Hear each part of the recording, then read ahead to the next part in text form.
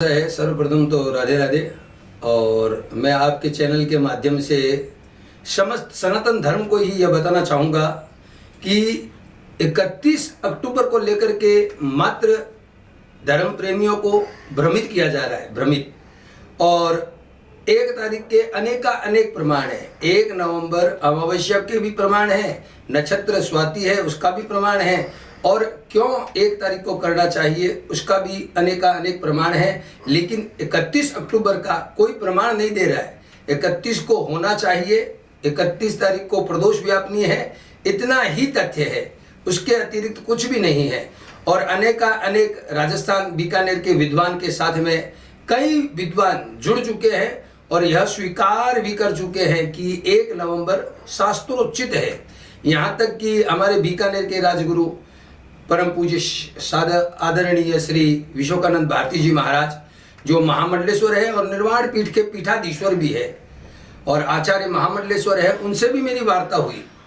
तो उनका भी कहना है कि समस्त ज्योतिषियों ने जब यह निर्णय ले लिया, और बीकानेर में भी जो पंचांग है अपना धर्मसागर, जिसका प्रकाशन सौभाग्य से मैं करवाता हूँ, तो उसमें भी 1 नवंबर ही विशेष उल्लेख में मिलता है। क्योंकि देखिए विशेष इसमें ऐसा है कि जो हम दिवाली का पर्व मनाते हैं और उस पर्व में क्या होता है कि उदय व्यापनी मिले, बहुत अच्छी बात है, लेकिन अमावस्या दीपावली उसमें कहा गया है कि परा व्यापनी, जैसे आज भी अमावस्या और कल भी अमावस्या, यदि दोनों दिन अमावस्या मिल रही है और प्रदोष बेला में मिल रही है तो दूसरे दिन वाली पराग्राह्या, दूसरे दिन वाली अमावस्या को हमें ग्रहण करना चाहिए और प्रथम दिन वाली को छोड़ देना चाहिए। लेकिन यहाँ पर जो 31 का कर रहे हैं या करेंगे, वो प्रथम दिन वाली अमावस्या और प्रथम दिन वाली प्रदोष को ग्रहण करेंगे, और जो 1 तारीख को करेंगे तो दंडेक रजनी योगे, हमें मात्र प्रदोष व्यापनी ही नहीं, दंडेक रजनी अर्थात रात्रि भी कुछ पर्याप्त होगी। तो इस तरीके से माता लक्ष्मी की जो पूजा है वह 1 नवंबर को शास्त्रोचित है। कि दिवाली के समय में देखिए ऐसा तो नहीं हो सकता है कि एक ब्राह्मण एक ही लगन में समस्त यजमानों की पूजा कर दे। तो यहाँ पे पंडित वर्गों के सुविधार्थ कहना चाहूँगा कि किसी भी लगन में करवाएं। हाँ, प्रदोष बेला का विशेष महत्व है, इसमें संदेह नहीं है। और कुछ लगनों का, स्त्री लगन का और सिंह लगन का विशेष, गोधुली बेला का, वृक्ष लगन का विशेष महत्व है, इसे मैं नहीं टालूंगा, ये जरूर कहूँगा।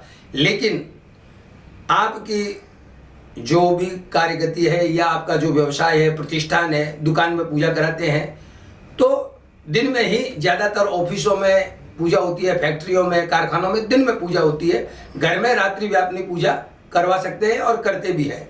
तो कहने का अभिप्राय यह है कि किसी विशेष एक ही लगन में सारा सनातन आकर के बैठ जाए कि मुझे सिंह लगन में या खाली गोधुलू बेला में ही करवाना है, तो ऐसे में उस ब्राह्मण की आजीविका नहीं होगी।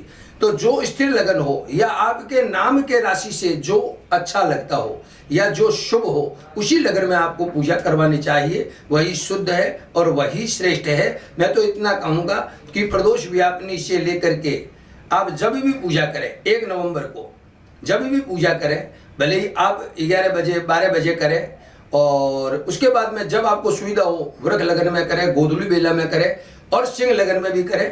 तो इस प्रकार से पूजा चलती ही रहनी चाहिए। और विशेष आपके नाम से कौन सा लगन या कौन से समय में करना चाहिए, ये तो आपको आपके घर के विद्वान ही बता पाएंगे। इसमें ऐसा है कि दीपावली जो अमावस्या है वह प्रथम दिन प्रारंभ हो जा रही है।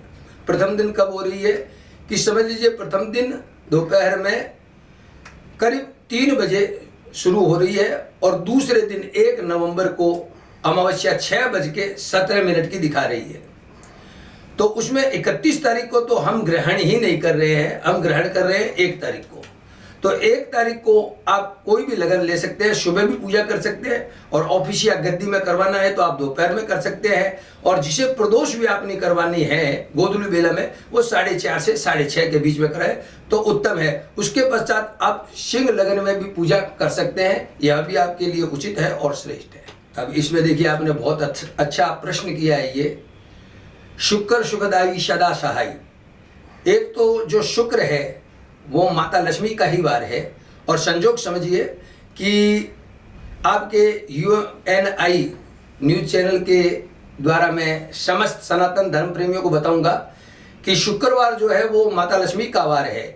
तो उस दिन आप ब्रह्म मुहूर्त अर्थात सुबह सुबह से लेकर के सिंह लगन अर्धरात्रि में भी माँ लक्ष्मी का जाप करेंगे तो एक बार आप जाप करेंगे उसका आपको 100 गुना फल मिलेगा। और यदि आप 100 माला कर लेते हैं या आप एक माला करके 100 बार माँ लक्ष्मी का नाम ले लेते हैं या बीज मंत्र का जाप कर लेते हैं तो वो आपको कई 100 गुना पुण्य देगा। तो मैं आपको लक्ष्मी जी का एक मूल मंत्र बताता हूँ। सबसे सूक्ष्म मंत्र है ओम श्रीं श्रीये नमः।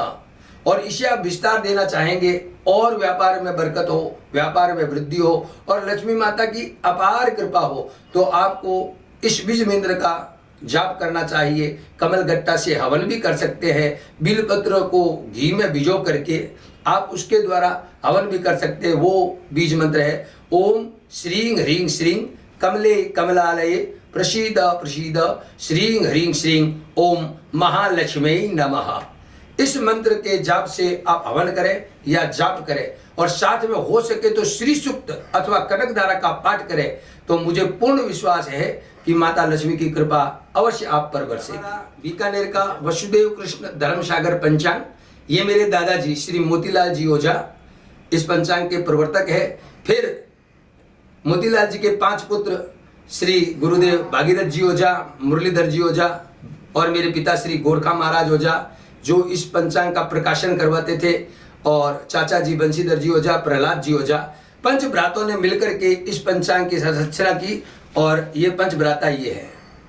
और आज वर्तमान में मेरा अनुज भाई है भागीरथ जी का सुपुत्र अशोक ओझा, वह इस पंचांग का गणित करता है और हम भी वैसे तो कई भाई है लेकिन ये 5 भ्राता हम हैं, ये मिलकर के पंचांग का कार्य कर रहे हैं। गणित का कार्य अशोक ओझा राजा और पंचांग प्रकाशन का कार्य मैं करवाता हूँ। बीकानेर का ये धर्मसागर पंचांग हमारे घराने हमारे पूर्वजों का हम पर आशीर्वाद अभी तक चल रहा है।